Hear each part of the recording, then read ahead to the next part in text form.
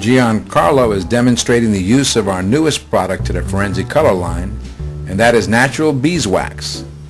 He's made a sample of fine Marmerino color number 5006 times 2 that also is an oxide tint, and it's a very nice orange color.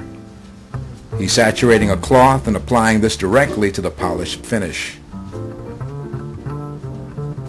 You know, all lime plasters are basically hydrophilic, which means that they love moisture. And you should give this wall as much as it wants to with this wax.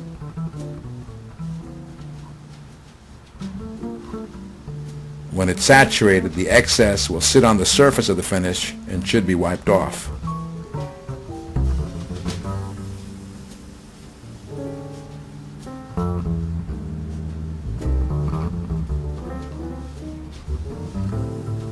If you need to go over it again and add some more, you can also.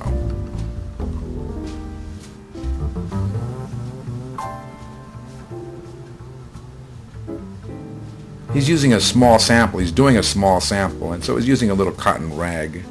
But you can actually find a sponge, a nice square rectangular sponge that you can use to cover more square footage in the case of a real job. You allow it to dry and you polish it with a non-woven fabric cloth or a clean white cotton rag.